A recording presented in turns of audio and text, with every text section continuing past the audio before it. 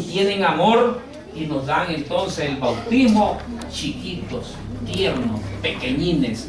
No necesitamos llegar a la edad de 30 años, no necesitamos llegar a la adultez, no necesitamos llegar a decir yo quiero ser bautizado, porque nosotros concebimos en nuestra fe de que el cuarto mandamiento dice honra a padre y madre, y si entonces ellos a mí me bautizaron chiquitito, entonces yo para honrar a mi padre y a mi madre me creo el bautismo que me dieron mis padres desde chiquito.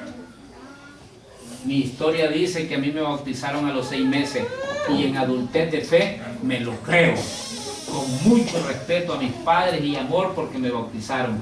Me lo creo porque ya mi adultez de fe me permite decir de que sí, de que yo fui liberado de la mancha del pecado original desde el momento mismo que fui bautizado.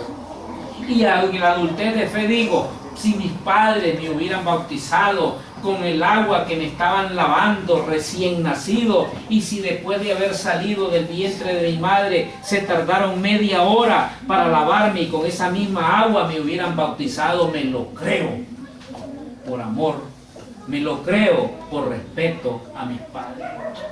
Y no cabe dentro de mi corazón, y cuando digo corazón siempre me toco aquí arriba, porque este de abajo no es más que un músculo que impulsa la sangre para darle vida al cuerpo. Entonces el corazón de aquí arriba me dice que me lo creo y respeto la decisión de mis padres de haberme bautizado chiquito. La Virgen María nace sin pecado. Nosotros nacemos con pecado. Se nos libera con el baño del bautismo. La Virgen María nace sin pecado y empieza ella a crecer como una niña. Y la cultura de aquel tiempo y la fe de sus padres hace de que ellos la lleven al templo a internarla, digamos así, para que ella empiece a tener una vida de servicio en el templo. Y ya lleva ella sus 10, 12 años de estar allí sirviendo cuando le llega la noticia. Y la noticia es, tu papá está agonizando. Que se salga del templo para ir a verlo ya en su último momento. La Virgen María se sale del templo para ir a ver a su padre agonizando, muere en sus manos y se tiene que poner ella entonces, siendo una pequeñita joven de 12, 13 años, el camelot, que era el traje de luto que usaban los israelitas, los judíos, un traje tosco, pesado, hecho de lana, pero que era de luto para aquella época. Y una vez que le toca enterrar a su papá, ella tiene que regresar nuevamente al templo de Jerusalén, que es donde estaba prestando servicio. Pasa 1, 2, 3 años y le llega la noticia de nuevo que se regrese porque su mamá está agonizando. Y se vuelve a salir del templo para ir a ver a su mamá que está agonizando. Llega igual que Juan Joaquín, le toca a ella ver morir a su mamá. La Virgen María queda sola. Y como queda sola, ella tiene que ser recibida por un familiar cercano. Y el único familiar cercano se llama Zacarías y su esposa Isabel, que es prima de la Virgen María. Entonces tiene que pasar a ser como hija adoptiva de Zacarías y de Isabel. Pero también la cultura dice que cuando esa niña llegue a la edad de 16 años, tiene que buscar ya un partido, como decimos aquí nosotros. Tiene que ser comprometida. Y comprometida significaba que tenían que llegar el montón de muchachos a pedir la mano, a desear que la criatura que ellos llegaban a verla, los eligiera. Entonces llegaron varios. Llegaron a varios unos con mucho piquete, mucho lujo, mucha plata, otros llegaron con medio pelo, media plata, otros llegaron así, porque hay de todo en la viña del Señor, ¿verdad? Y llegó uno de ellos, palmadito, José. Y dice José, yo voy también a ir a ver a esa muchacha, dice, a ver si se fija en mí. Y la Virgen María, siendo ya una jovencita, le está orando, Señor, yo no quiero casarme con ningún hombre. Yo quiero que tú me protejas, que tú me conserves para servirte nada más en el templo. Yo no quiero ser casada. Mas sin embargo, si es tu voluntad, que es la que todos nosotros debemos de siempre pedir, Señora, como dice el Padre nuestro, hágase tu voluntad. Hago un paréntesis. En una ocasión estaba yo en un novenario y estaba una muchacha rezando. Y rezaba el Padre nuestro y decía, hágase mi voluntad, así en la tierra. Yo me quedo asustado. Ella decía, hágase mi voluntad.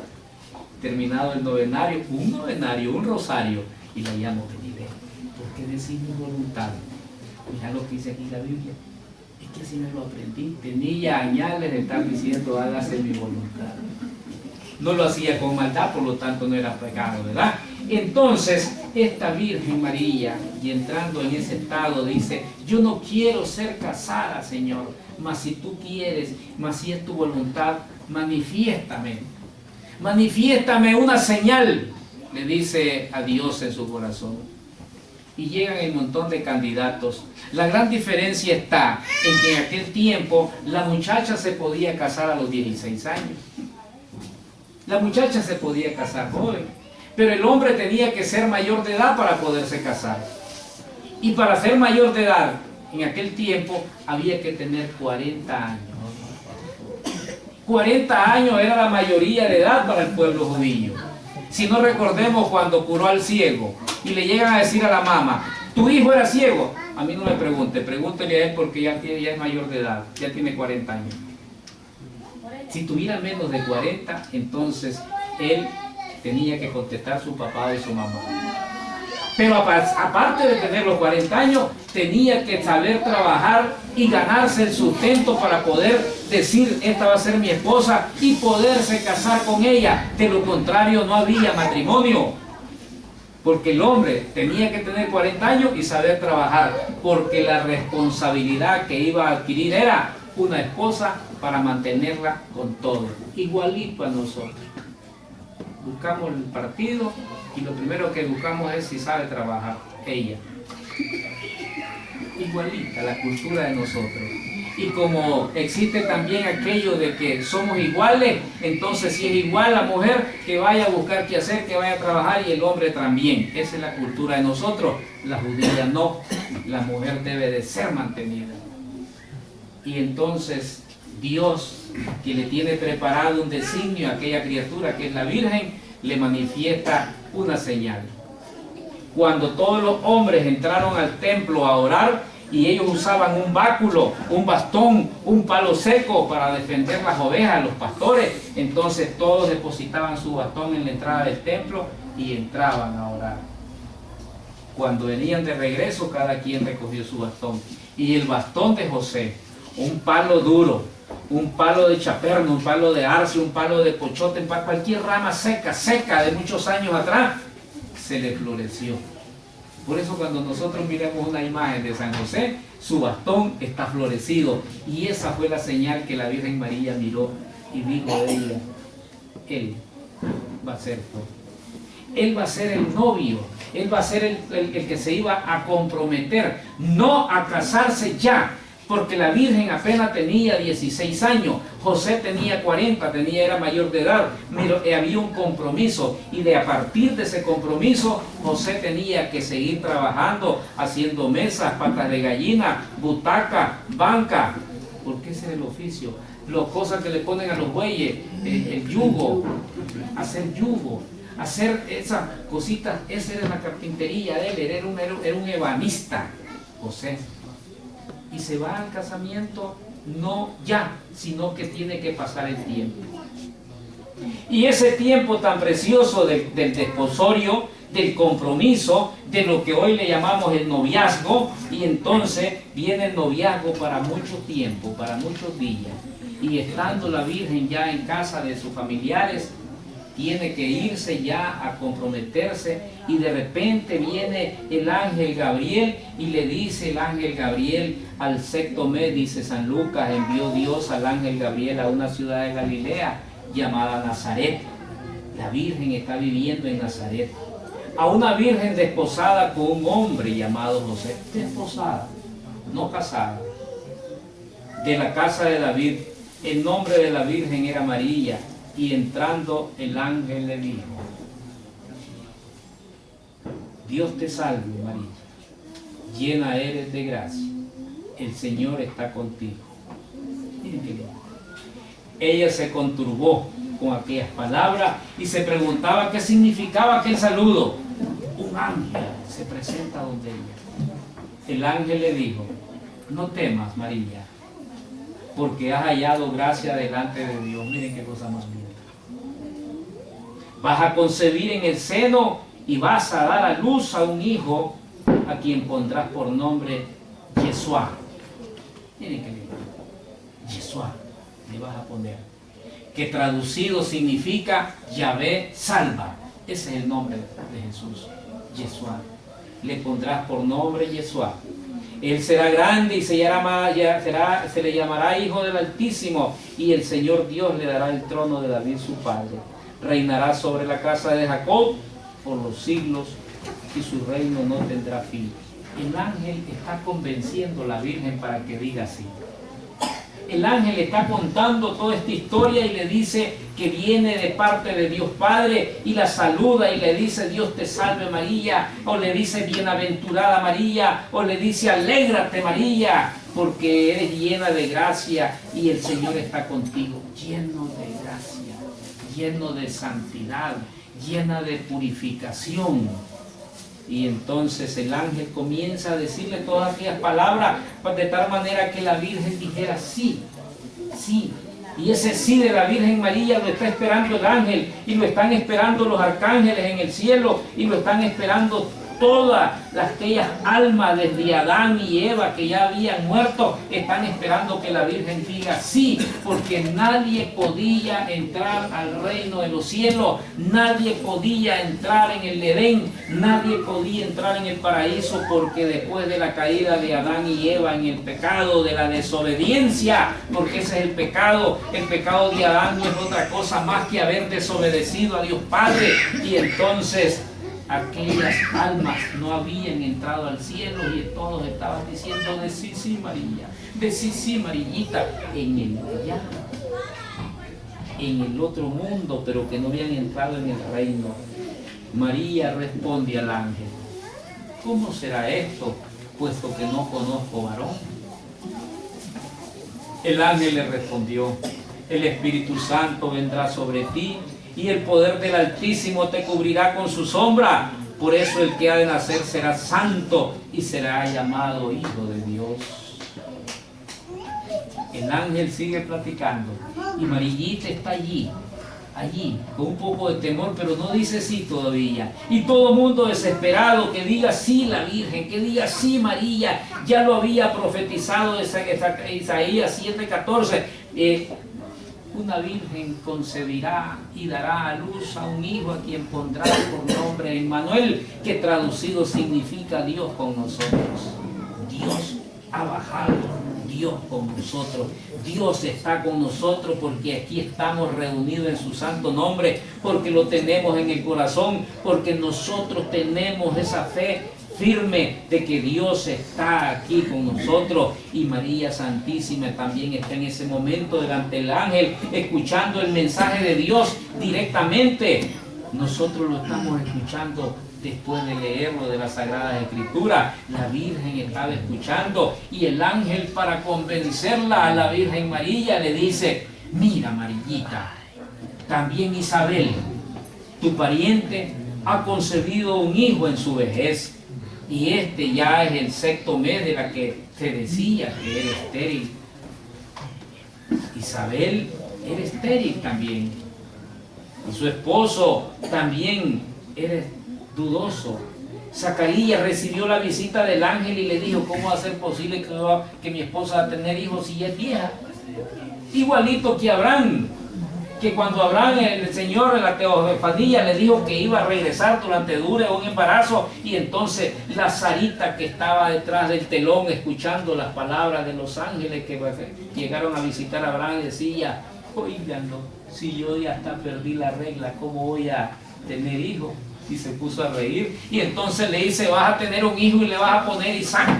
Isaac significa la risa, la sonrisa, ese es el nombre traducido de Isaac. Y entonces la Virgen María está escuchando al ángel y le dice: mira, también tu prima Isabel, aquella que era estéril, ya está en el 6º mes, aquella que se decía que no podía concebir. Pero fíjate bien, Marillita, para Dios no hay nada imposible. Entonces dice la Virgen María: he aquí la esclava del Señor, hágase en mí según tu palabra. Dijo sí, con esas palabras dijo sí. Y el ángel, lleno de gozo porque ya había recibido el sí de María, se fue al cielo a informarle a Dios que ya ella había dicho sí. Y entonces viene la manifestación del Espíritu Santo que se posa en ella, y sin necesidad de relación sexual con hombre alguno, concibe en su útero, en su vientre materno, en la cuna de vida, no en la cuna de muerte, porque la cuna de vida es donde se gestan los hijos, y la cuna de muerte es donde está el diuc, la té de cobre, el óvulo, la espuma, el condón. Ese es cuna de muerte. Y entonces el ángel se fue contento. Pero viene la Virgen María y dice: ¿cómo es posible que mi prima Isabel, ya siendo madura, ya siendo vieja, y Zacarías también, que ya es viejo, yo tengo que irles a ayudar, yo tengo que irles a servir, porque ella era joven, era dinámica, tenía fuerza suficiente? Y entonces dice: si un embarazo, a pesar de que ella no sabía tampoco de embarazo, si un embarazo para una mujer adulta, para una mujer sazona, yo tengo que irle a servir. Y entonces sale ella de donde ella está viviendo, en Galilea, en la ciudad de Nazaret. Ella sale hacia donde vive Zacarías y llega a casa, toca la puerta y saluda a su prima Isabel. Isabel, dice la Sagrada Escritura, cuando oyó a Isabel el saludo de María, saltó de gozo el niño en su vientre. Miren qué cosa más linda. Y esto solo lo saben las mujeres que han tenido hijos. Cómo se menean los hijos. Qué impacto más precioso de la mujer cuando concibe por primera vez, cuando siente aquel primer brinquito de las células que se están multiplicando, cuando ya el niño está en vida, formándose, cuando pega aquel impacto y se asusta porque ella no sabía nada de eso. Y entonces eso lo pueden decir ustedes bellamente, mientras que nosotros los hombres, ¿de dónde, papá? Si la damos de fuerte, de valiente, y con un dolor de muela bailamos en el suelo, y las mujeres fuertes porque vienen a darle vida a la vida que Dios nos regala por medio de darle la salud y darle al hijo que nazca de una mujer. Y entonces Isabel quedó llena del Espíritu Santo y exclamó a gritos: bendita tú entre las mujeres y bendito el fruto de tu vientre. Qué cosa más linda. Estamos rezando, hermano, ese saludo a la Virgen con las palabras del arcángel: Dios te salve María, llena eres de gracias, el Señor está contigo. Primera parte, bíblico, Lucas 1, 27, 28. Lucas 1, 42. Bendita tú entre las mujeres y bendito el fruto de tu vientre. Ese es el Dios te salve María, hermano. La iglesia de Jesucristo lo que le ha agregado en la parte final, donde decimos nosotros con tanto amor y respeto a ella: Santa María. ¿Por qué santa? Madre de Dios, porque es el Hijo de Dios, nuestro Señor Jesús. Ruega por nosotros, le estamos pidiendo, ruega por nosotros los pecadores, porque nosotros nunca vamos a dejar de decirte que somos pecadores. Mira, que con mi madre me concibió en pecado, dice el Salmo 51:7. Y le dice ella: ¿y de dónde a mí que venga a verme la madre de mi Señor? Porque apenas llegó a mis oídos la voz de tu saludo, saltó de gozo mi niño en el seno. Pero no es que saltó de gozo, es que quien estaba entrando era la Virgen María y llevaba dentro de sí a Jesús, el Hijo de Dios. Entonces lo que hizo aquel niño, que era Juan el Bautista, a mi manera, es que él se inclinó dentro del vientre de la madre, se inclinó para saludar a la Virgen, para saludar a Jesús que estaba en el seno de la Virgen. Eso yo me lo imagino como San Juan dentro del vientre de la Virgen se inclinó a como se inclinan los judíos verdaderos, aquellos a quienes nosotros le debemos tener una fe firme en el Dios único, porque de los judíos que viene nuestra fe. El Señor llegó al pueblo judío, no llegó de los gringos, no llegó de los rusos, no llegó de los chinos, no llegó de los africanos, llegó al pueblo judío y de allí nosotros le debemos nuestra fe. Y lindamente Juan Pablo II, cuando visitó allá Tierra Santa, les dijo a ellos, mis hermanos mayores, miren qué cosa más hermosa. Juan Pablo II le dijo a los judíos, mis hermanos mayores. Y son nuestros hermanos mayores en la fe.